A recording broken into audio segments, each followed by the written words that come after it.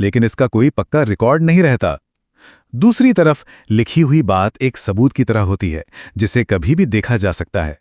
पर हाँ, इसमें वक्त लगता है और जाहिर है पढ़ने लिखने की जरूरत होती है। तो दोनों के अपने प्लस माइनस हैं।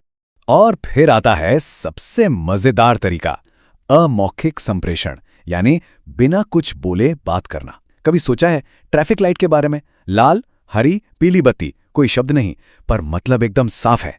या फिर सड़क के किनारे लगे साइन बोर्ड्स या ट्रैफिक पुलिस का हाथ का इशारा। ये सब क्या है?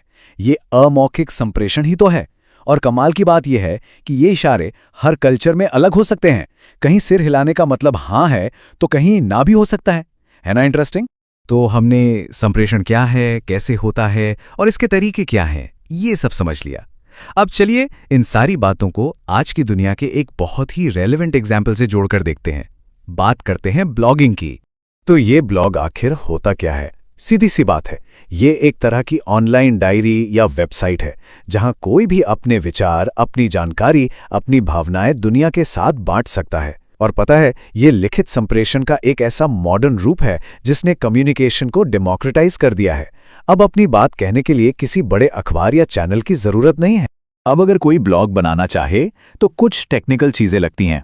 सुनने में भले ही भारी लगें, पर हैं बड़ी सिंपल। एक तो चाहिए डोमेन नेम, ये आपकी वेबसाइट का यूनिक एड्रेस है। फिर आती है होस्टिंग, मतलब इंटरनेट पर वो जगह जहां आपकी साइट का सारा सामान रखा जाएगा। फिर थीम से आप उसका लुक एंड फील यानी डिजाइन तय करते हैं। और आखिर में आते हैं प्लगइन्स और टूल्स, जो छोटे छोटे सॉफ्टवेयर होते हैं और काम को और आसान बना देते हैं।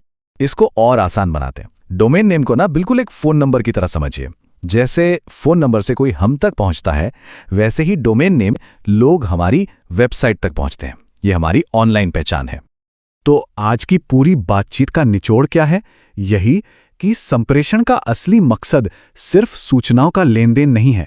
इसका असली मकसद है जुड़ना, कनेक्शन बनाना, ज्ञान बांटना और जो हम सबको इंसान बनाती है उस भावना को व्यक्त करना।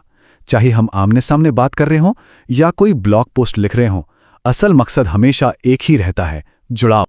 और जाते जाते एक सवाल छोड़ जाता हूं जिस पर सोचिएगा जरूर। हमारी बातचीत में सबसे पावरफुल एलिमेंट क्या होता है? हमारे कहे हुए शब्द, हमारे हाव भाव, या फिर सामने वाले की बात को ध्यान से सुनने और समझने की हमारी क्षमता? इस पर विचार जरूर कीजिएगा। धन्यवाद।